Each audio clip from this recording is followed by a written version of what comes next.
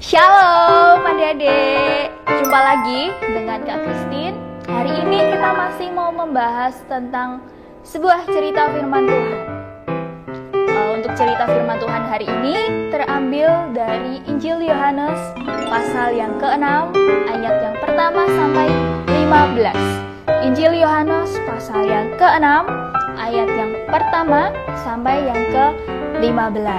Nah, gini ceritanya. Pada suatu hari, ketika Tuhan Yesus sedang mengajar murid-muridnya, tiba-tiba Tuhan Yesus merasa sangat sedih. Kenapa ya Tuhan Yesus sedih? Tuhan Yesus sedih karena semua orang yang mengikutinya saat itu belum makan, adik-adik. Dan saat itu mereka berada di sebuah tempat yang sunyi, sebuah tempat yang tidak ada yang jualan makanan, tidak ada pasar, dan mereka juga tidak bisa membeli makanan. Lalu apa ya yang terjadi? Kemudian Tuhan Yesus memanggil Filipus.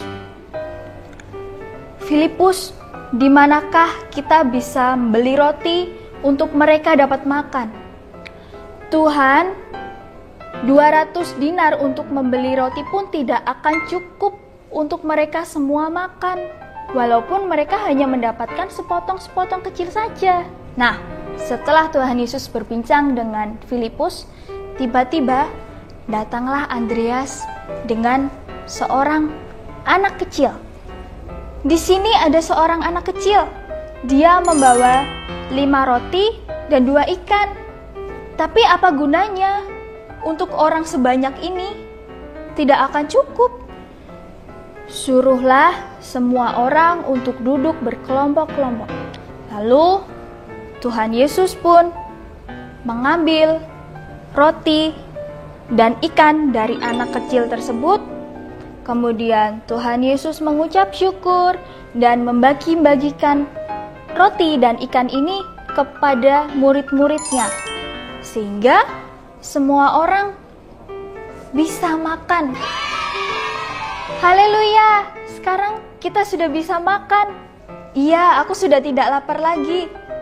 Terima kasih Tuhan Yesus. Terima kasih Tuhan Yesus, kita sudah makan. Terima kasih Tuhan Yesus.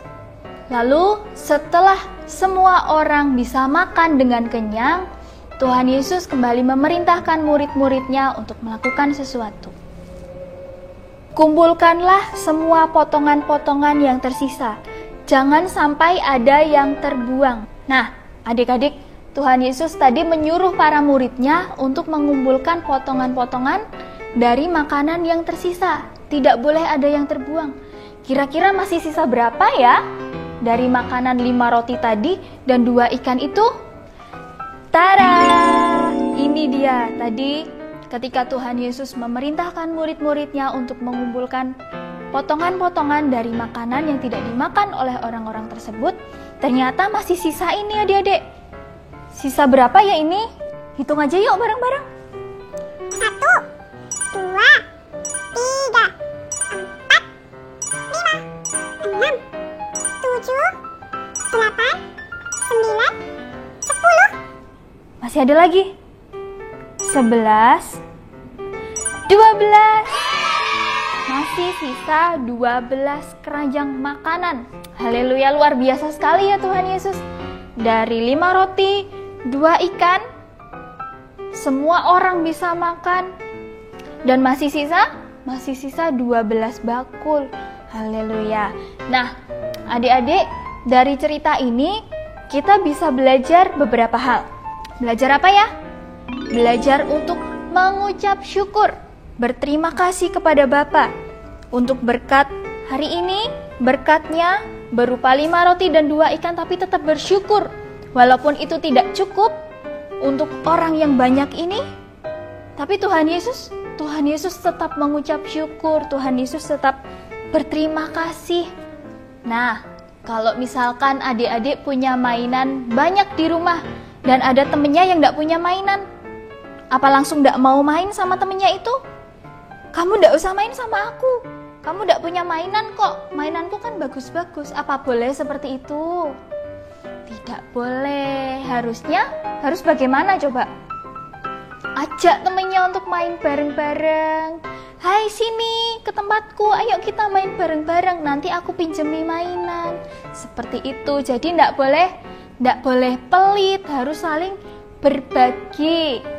Lalu yang kedua, kalau misal di rumah mamanya cuman masak sayur, tempe, sama tahu, padahal adik-adik sukanya makan ayam, makan daging sapi, tapi mamanya malah ndak masak.